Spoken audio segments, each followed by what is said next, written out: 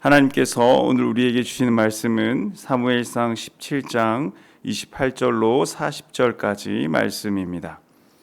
사무엘상 17장 28절로 40절까지 말씀입니다. 다 찾으셨으면 저와 여러분이 한 절씩 교독하시고 마지막 절은 합독하겠습니다. 큰형 엘리압이 다윗이 사람들에게 하는 말을 들은지라 그가 다윗에게 노를 바라여 이르되 내가 어찌하여 이리로 내려왔느냐 들에 있는 양들을 누구에게 맡겼느냐 나는 내 교만과 내 마음의 완악함을 아노니 내가 전쟁을 구경하러 왔도다. 다윗이 이르되 내가 무엇을 하였나이까 어찌 이유가 없으리이까 하고 돌아서서 다른 사람을 향하여 전과 같이 말하매 백성이 전과 같이 대답하니라. 어떤 사람이 다윗이 한 말을 듣고 그것을 사울에게 전하였으므로 사울이 다윗을 부른지라. 다윗이 사울에게 말하되 그로 말미암아 사람이 낙담하지 말 것이라. 주의 종이 가서 저 블레셋 사람과 싸우리이다 하니 사울이 다윗에게 이르되 내가 가서 저 블레셋 사람과 싸울 수 없으리니 너는 소년이요 그는 어려서부터 용사임이니라. 다윗이 사울에게 말하되 주의 종이 아버지의 양을 지킬 때에 사자나 곰이 와서 양떼에서 새끼를 물어가면 내가 따라가서 그것을 치고 그 입에서 새끼를 건져내었고 그것이 일어나 나를 해하고자 하면 내가 그 수염을 잡고 그것을 쳐 죽였나이다. 주의 종이 사자와 곰도 쳤은즉 살아계시는 하나님의 군대를 모욕한 이 할례받지 않은 블레셋 사람이리이까 그가 그 짐승의 하나와 같이 되리이다. 또 다윗이 이르되 여호와께서 나를 사자의 발톱과 곰의 발톱에서 건져내셨은즉 나를 이 블레셋 사람의 손에서도 건져내시리이다. 사울이 다윗에게 이르되 가라 여호와께서 너와 함께 계시기를 원하노라. 이에 사울이 자기 군복을 다윗에게 입히고 노투구를 그의 머리에 씌우고 또 그에게 갑옷을 입히매 다윗이 칼을 군복 위에 차고는 익숙하지 못하므로 시험적으로 걸어보다가 사울에게 말하되 익숙하지 못하니 이것을 입고 가지 못하겠나이다 하고 곧 벗고 함께 읽습니다. 손에 막대기를 가지고 시내에서 매끄러운 돌 5을 골라서 자기 목자의 제구 곧 주머니에 쏟고 손에 물매를 가지고 블레셋 사람에게로 나아가니라. 아멘. 다윗은 사울에게 감사해야 합니다. 왜냐하면 만약 첫 번째 왕이었던 사울이 하나님 앞에서 바로 서 있어서 하나님을 사랑하고 그 주님과 친밀했으며 하나님과의 율법을 주야로 묵상하고 하나님을 경외하고 존중하는 사람이었다면 다윗에게는 왕이 될 기회가 주어지지 않을 수도 있기 때문이었습니다. 기회는 사울에게 먼저 돌아갔지만 사울은 하나님의 기대에 부응하지 못했습니다. 결국 하나님은 사울을 왕을 삼으신 것을 후회하였고 그를 대신할 새 왕을 찾는 하나님의 레이더에 다윗이 포착되었던 것입니다. 오늘 본문의 초점은 이 다윗과 골리앗의 이야기를 통해서 다윗이 승리했다는 사실보다는 왜, 어떻게 다윗이 하나님의 레이더에 포착될 수 있었는가? 과연 다윗의 어떠한 점이 하나님의 마음에 합하였기에 하나님은 다윗을 이스라엘의 왕으로 선택하셨고 그에게 기름 부으셨는가 하는 것입니다. 이 이야기를 통해 드러난 다윗의 성품과 다윗의 신앙에 그 초점을 맞추어야 하는 것입니다. 본문에 나타나는 첫 번째 다윗의 모습은 다윗과 그의 형 엘리압과의 대화에서 보여지는 다윗의 모습입니다. 이스라엘 군대 전체가 거인 골리앗 앞에서 두려워 떨고 있을 때에 다윗이 도착해서 26절에서 골리앗에 대한 거룩한 분노와 함께 골리앗과 싸워서 이길 수 있다는 자신감을 드러냅니다. 이때 맏형 엘리압이 다윗의 말을 듣고서 분노하면서 너는 가서 네 할 일이나 할 것이지 어린애가 무엇 안다고 그렇게 교만하게 나서냐. 건방지게 잘난 체 하지 말고 전쟁 구경하러 왔으면 구경이나 해라고 무시하듯이 말합니다. 장남 엘리압은 왜 이렇게 발끈하면서 말했을까요? 자신들은 두려워서 한마디도 못하고 있는 상황에서 다윗은 이 말이 힘을 주는 게 아니라 하나님의 군대가 왜 이렇게 쫄아 있느냐는 책망의 말로 들릴 수 있기 때문이죠. 엘리압은 장남이었습니다. 사무엘이 그 이세의 아들 중에 하나님의 기름 부으심을 받으러 부으시러 갔을 때 그 엘리압을 보고 과연 여호와의 기름 부으실 만한 사람이라고 감탄할 정도로 괜찮은 사람이었습니다. 이렇게 장남에다가 나름 용맹했었던 엘리압은 자신은 생각하지도 못한 한참 어린 동생이 그 일을 할 수 있다고 과감하게 말하자 그 마음에서 오히려 못난 자존심이 발동했을 것입니다. 우리의 좁은 마음은 이런 엘리압과 같이 반응하기 쉽습니다. 부끄러운 고백이지만 저도 회의를 하거나 의견을 교환하다 보면 한참 어린 후배들이나 어린 청년들이 오히려 제가 부끄러울 정도로 믿음을 가지고 자신감 있게 나설 때 어떻게 그렇게 기특한 생각을 할 수 있느냐, 그러면 내가 도와줄 수 있는 것이 무엇인지를 묻기보다는 속으로 잘 알지도 못하면서 나서는 것이라며 책망하고 비난했던 마음들이 묵상하면서 생각이 났고 참으로 못나고 부끄러운 마음이었구나 생각하면서 회개하는 시간을 가졌습니다. 그런데 이런 형의 반응과는 달리 믿음으로 행동했던 다윗은 어디 감히 막내가 나서냐, 교만하다, 완악하다는 등의 비아냥과 조롱이 섞인 말들을 들으면서도 그 전과 같이 말하면서 전혀 흔들림 없는 모습을 보여줍니다. 왜 그랬을까요? 다윗은 어줍잖게 나서려고 이 말을 한 것이 아니기 때문이죠. 다윗은 살아계신 하나님을 잘 알기 때문에, 하나님을 신뢰했기 때문에 믿음 안에서 그렇게 담대한 말을 했던 것입니다. 이것은 다윗의 신앙과 믿음이 얼마나 심지가 굳고 단단하게 그 뿌리 내려 있는가 하는 것을 알 수 있는 대목인 것이죠. 다윗에게는 지금 세상을 이길 수 있는 확고한 믿음이 그를 다스리고 있었기 때문에 다른 그 어떤 것도 그를 흔들 수 없었던 것입니다. 또한 다윗에 대하여 알 수 있는 두 번째 장면은 바로 사울과의 대화입니다. 다윗이 계속 자신감 있게 말합니다. 그 말은 전달되고 또 이어져서 사울에게까지 들려옵니다. 사울이 다윗을 부르자 다윗이 사울에게 가서 낙담하지 마십시오. 사기를 잃어서는 안 됩니다. 제가 가서 저 블레셋 놈을 반드시 해치우겠습니다. 이렇게 자신감을 보이며 오히려 왕을 위로하고 격려합니다. 그러나 사울은 여전히 믿음의 시각이 아니라 사람의 시각만을 가지고 있죠. 그래서 사울은 다윗에게 이렇게 말합니다. 내가 객관적으로 볼 때 너는 소년이고 골리앗은 어릴 때부터 훈련받은 특전사 같은 군인이야. 싸움이 안 될 거야. 그냥 그만두는 게 좋겠다. 여기에 대해서 소년 다윗은 자신이 이길 수 있는 두 가지 이유를 들어서 반박합니다.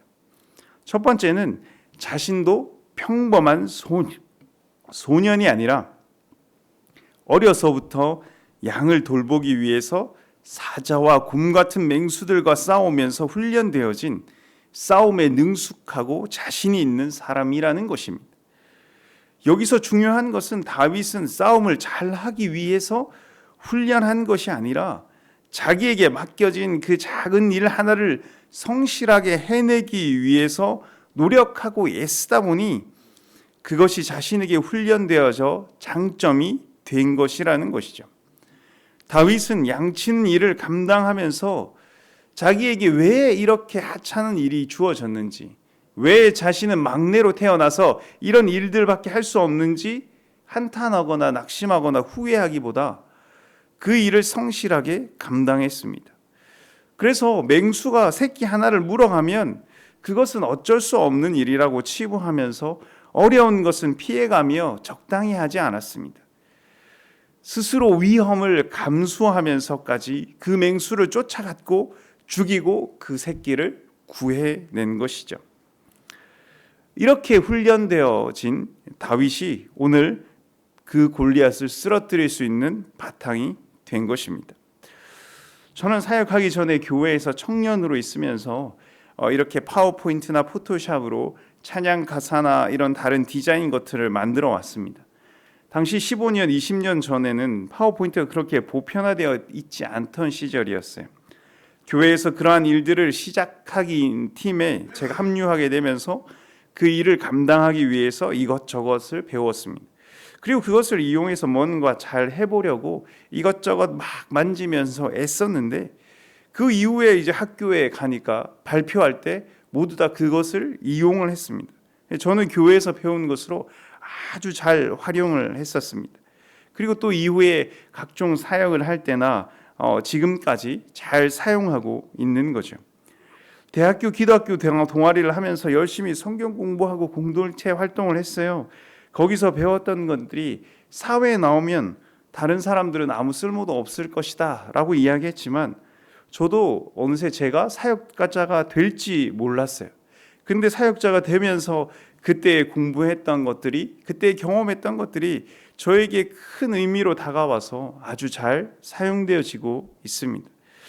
우리는 주님의 계획을 다 알 수 없어요. 하지만 주님이 맡기신 자리에서 무언가 최선을 다해 성실하게 감당한다면 그 일이 결코 헛되이 사라지지는 않을 것이라는 것입니다. 다윗은 자기가 막내로 태어났기에 하찮은 일이나 하고 있다고 핑계대지 않았습니다. 낙심하지 않았어요. 자신의 처지를 비관하지 않았습니다. 최선을 다해서 성실하게 감당했습니다.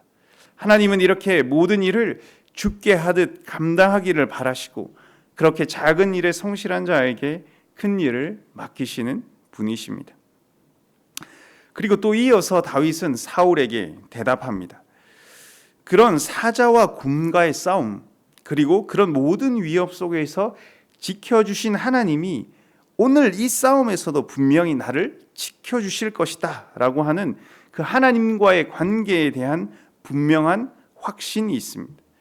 나를 사랑하시는 그 하나님께서 오늘 나를 배신하지 않을 거라는 하나님에 대한 믿음입니다.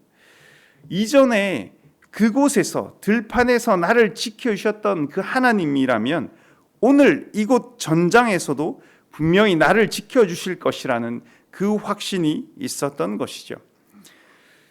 우리는 주님과의 친밀한 관계도 있고, 우리도 하나님과의 보호하심을 경험한 적도 있고 체험한 적도 있지만, 골리앗과 같이 상상하기 어렵고 감당하기 어려운 문제 앞에 서면 오히려 두려움에 사로잡혀서 그때 하나님의 기억을, 그 은혜를 잊어버릴 때가 많이 있습니다. 나와 함께했던 하나님은 다 잊어버리고 오히려 그 두려움 앞에 덜덜 떨면서 하나님에 대한 신뢰와 믿음마저 와장창 깨지곤 합니다. 그런데 오늘 다윗은 하나님과의 관계가 얼마나 든든하게 맺어져 있는지 그런 큰 위험 앞에서도 흔들림이 없습니다. 다윗의 이 믿음은, 다윗의 신앙이 책 속으로만 읽고 배운 신앙이 아니라 그의 삶의 현장에서 사자와 곰과의 계속되는 사투 속에서 깊어진 현실 신앙이었기 때문이죠. 하나님에 대한 이 다윗의 진짜 신뢰는 이어지는 행동 속에서도 고스란히 드러나는 것을 발견할 수 있습니다. 다윗의 고백을 들은 사울은 다윗에게 무엇을 발견했는지 다윗에게 골리앗과 싸울 것을 허락해 줍니다. 그리고 사울은 자기의 군복을 입혀 다윗에게 자기의 군복을 입혀 주려고 합니다. 사울은 이스라엘의 왕이었기에 사울의 군복은 이스라엘에서 가장 좋은 것입니다. 그럼에도 다윗은 한번 걸쳐보더니 자신에게 맞지 않는 입은 옷은 입지 않겠다고 사울의 옷을 거절하고, 평소에 그가 편히 입고 다니던 대로 손에 막대기를 가지고 돌멩이와 물매를 가지고 골리앗 앞에 나아갑니다. 우리가 문제 앞에서 두려움에 쌓인 사람이라면 지금 자신에게 맞든 맞지 않든 세상 사람들이 제일 안전하다라고 하는 그것에 의지하면서 그것을 가지려 하고 그것을 붙잡으려고 아마 애썼을 것입니다. 하지만 다윗은 세상에서 제일 좋은 갑옷조차 필요가 없었습니다. 오히려 자신이 평소에 훈련했던 대로 하나님과 함께 일상에서 누렸던 그 차림 그대로 이 위기를 정면 돌파하기 위해 나서는 것이죠. 자신의 일상에서 누려왔던 그 하나님의 관계가 이러한 위기 속에서 그대로 빛을 발하는 순간입니다. 다윗은 그 마음이 넓어서 하나님을 사랑했고 그리고 사람을 사랑하는 사람이었습니다. 그는 자신에게 주어진 현실을 부정하지 않았고 그 현실에서 가장 성실하게 그 주어진 일들을 감당한 한 사람이었습니다. 그리고 그의 삶의 현장에서 늘 동행하는 주님과 함께하고 살아왔습니다. 그렇게 현실의 삶에서 굳건하게 뿌리내린 그 실천적인 믿음을 소유한 다윗은 흔들림 없는 믿음의 사람, 하나님의 사람이었습니다. 바로 이러한 것이 하나님의 그 레이더에 다윗이 포착된 것이 아닌가 합니다. 사랑하는 여러분, 우리도 일상을 살아가면서 작은 일부터 믿음으로 신앙 안에서 하나님과 함께 해 나가며 일상 속에 뿌리내린 그 현실의 영성을 키워가시기를 바랍니다. 그러면 그것이 어떠한 위기 속에서도 빛을 발하는 그 믿음의 사람, 신앙의 사람이 될 것입니다. 우리 함께 기도하겠습니다. 하나님 아버지 감사합니다. 주님께서는 늘 우리와 함께 하시며 우리를 좋은 길로 인도하시는 분이십니다. 우리는 우리의 삶 속에서 그 하나님의 사랑과 그 하나님의 인도하심을 실제의 믿음으로 키워가기를 소원합니다. 아버지의 살아계심을 우리가 말로만 고백하는 것이 아니라 매일의 삶 속에서 그 살아계심을 누리며 아버지의 능력을 체험하며 주님과 동행하며 살게 도와 주시옵소서. 그래서 주님과의 관계가 그 무엇과도 비교할 수 없을 정도로 굳건하고 튼튼하게 맺어지게 하시고 흔들림 없는 굳센 신앙이 되게 하여 주시옵소서.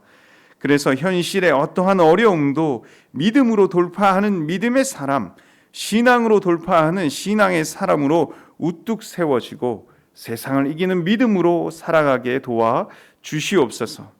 하나님, 우리의 다음 세대들이 이러한 믿음의 소유자가 되기를 소원합니다. 하나님 아버지, 우리의 자녀들이 우리의 부모의 신앙보다 더 뛰어난 믿음으로 소년 다윗이 가진 그 신앙으로 살아갈 수 있도록 주님 인도하여 주옵소서. 그래서 하나님 아버지, 우리의 자녀 세대들이 정말로 하나님 다윗처럼 하나님 앞에 쓰임받는 귀한 자녀들이 되게 도와 주시옵소서. 하나님 또한 사랑하는 희나를 주님께서 기억하여 주셔서 하나님 아버지 그 힘들고 어려운 치료의 과정 속에 주님 붙잡고 잘 이겨내도록 도와주시고 하나님께서 부작용을 줄여주시며 하나님 이 시기의 모든 과정까지 잘 준비되고 진행되고 아버지 이것이 이루어질 수 있도록 주님 도와주시옵소서. 하나님이 우리가 지금 또한 미얀마 단기 선교를 준비하는 가운데 있습니다. 성령 하나님 함께하여 주셔서 하나님께서 시작하여 주시고 하나님께서 준비해 주시고 하나님께서 진행시켜 주시며 마침까지 성령께서 인도하여 주셔서 미얀마의 은혜가 되고 하나님 우리 팀원들에게 다시 없을 하나님을 바라보고 그 영광을 목도하는 귀한 기회가 될 수 있도록 주님 인도하여 주시옵소서. 하나님 미얀마뿐만 아니라 또 하나님 아버지 다른 여러 곳에서 선교하고 계시는 하나님 그 선교사님들을 기억하여 주셔서 하나님 선교지에서 두렵고 어려운 일들을 만날 때마다 또 하나님과 함께하는 그 신앙으로 이겨갈 수 있도록 주님 늘 동행하여 주시고 함께하여 주시고 필요한 모든 것들을 채워 주시옵소서. 이 모든 말씀 우리 구주 예수 그리스도의 이름으로 기도합니다. 아멘.